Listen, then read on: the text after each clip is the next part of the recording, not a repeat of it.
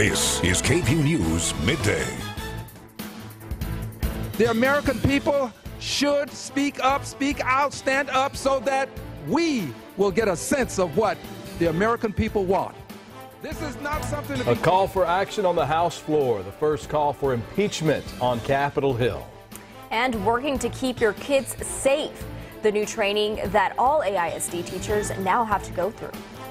And after a little bit of rain in the morning, the clouds starting to kind of move on out. We'll see a little bit of sunshine for the afternoon, but several more chances of rain coming our way towards central Texas. We'll talk about those coming up. Morning, we are so glad you're with us. I'm Brian Mays. And I'm Anavid Reyes. Today, a representative from Texas making some noise on the U.S. House floor this morning. I rise today, Mr. Speaker, to call for the impeachment of the President of the United States of America for obstruction of justice. I do not do... That is U.S. Representative for Texas, Al Green. He stood on the House floor this morning asking for the American people to take action.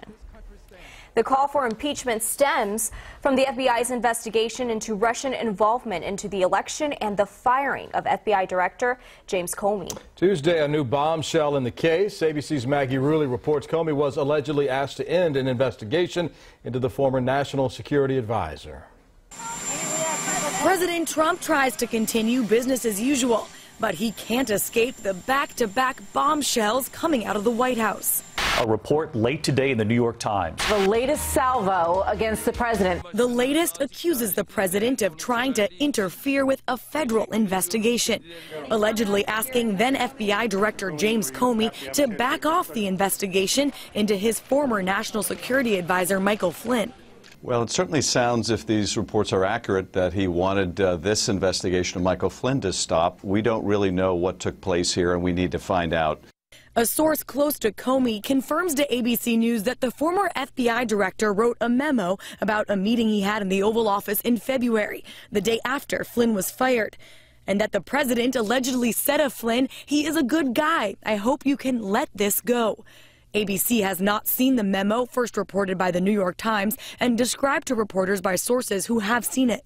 It was allegedly part of a paper trail Comey left behind to document his meetings with the president. But the White House is pushing back, saying the president has never asked Mr. Comey or anyone else to end any investigation, adding this is not a truthful or accurate portrayal of the conversation. Democrats are sounding the alarm. The events of the last 2 weeks have shaken my confidence in this administration. In the past 2 days, it's reached new heights. And Senator Chuck Schumer's reminding everyone that just the day before this latest scandal, another report accused Mr. Trump of revealing highly classified information to the Russians. Republicans are being cautious. Speaker of the House Paul Ryan weighing in for the first time this morning. We can't deal with speculation and innuendo, and there's clearly a lot of politics being played. Our job is to get the facts and to be sober about doing that. But others within his own party are speaking out. Senator John McCain called the latest allegation of, quote, Watergate size and scale. Maggie Rulli, ABC News, Washington. All new on Midday today, the man accused in the deadly knife attack on the University of Texas campus earlier this month had his first court hearing today. Kendricks White is charged with murder, but his mental capacity is in question today. KVUE's Corey Coffin joins us live outside the Travis County Courthouse to break it all down. Corey? Well, today's hearing was all about White's mental health and whether or not he's competent to stand trial. White walked into the courtroom today wearing jail attire, expressionless. Now, during the hearing, Judge Tamara Needles considered arguments over whether prosecutors can have him evaluated by the state to determine his mental health status, including the possibility that psychiatric problems contributed to the attack. The stabbing rampage on May 1st left one student dead, 3 others hurt. White later told police he had no recollection of what happened. According to investigators, White has been involuntarily committed in the past.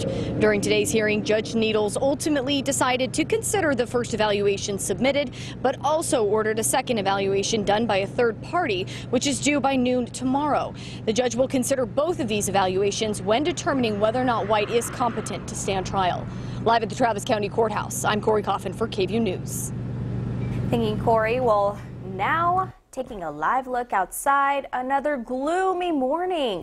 Will we see any chance for sunshine today? Well, let's get that answer and head over to Storm Team meteorologist Nathan Gogo. Yeah, the clouds out there right now, a lot of those are going to start breaking apart and moving to the east just a little bit. I think we see a little bit of sunshine for the afternoon, but it's going to be very short-lived. I love this shot overlooking downtown. This is from Westlake. As you can see, a whole lot of clouds out there. Can't even see downtown right now. 74 at Bergstrom, 72 at Camp Mabry. Temperatures, once we get the sunshine out there, will rise into the 80s. We're looking at highs in the mid to upper 80s for the end of this afternoon. Just a couple little light showers east of I-35, but we're already seeing sunshine over towards parts of the hill country. Fredericksburg, Gillespie County, over towards Llano County, a lot of sunshine right now, but tracking another system out west that will be moving our way as we head in towards Thursday and Friday, and that will bring our next chance of some rainfall. So temperatures now very comfortable, 70s and 60s after some of that rain moved through earlier this morning. We look for some sunshine to come out for the afternoon, but quickly overcast by late tonight. And again, rain chances by Thursday. Another good chance of rain Saturday into Sunday. Some of the storms could pack a punch as well. We'll talk about rain percentage chances coming up in the full weather in a few minutes. Nathan, thanks a lot. This morning, Chelsea Manning, formerly known as Bradley Manning, was released from a military prison in Kansas City. Manning had been serving 7 years of a 35-year sentence for leaking classified government information to WikiLeaks. She disclosed low-level battlefield reports and other information. Her release comes after President Obama commuted her sentence. Teachers and administrators at AISD will go through a new student safety training program when class starts up again next fall. The program follows a series of assault allegations on AISD campuses. Training topics will include the Educator's Code of Ethics, appropriate student and employee relationships, and reporting child abuse and neglect. Superintendent Dr. Paul Cruz says it's a necessary component moving forward to help keep families confident that their students are safe at school. It is based on what the requirements of law are, and then also going through specific scenarios and cases and sort of having conversations with our people who interact and work with our students every single day. Dr. Cruz also updated the situation surrounding sexual assault allegations at Boone Elementary. The accused teacher will return to school next Monday after Travis County District Attorney Margaret Moore decided there was insufficient evidence to file criminal charges against her. The case drew criticism from parents because Austin ISD police closed the case in February without first reviewing the girl's full medical report.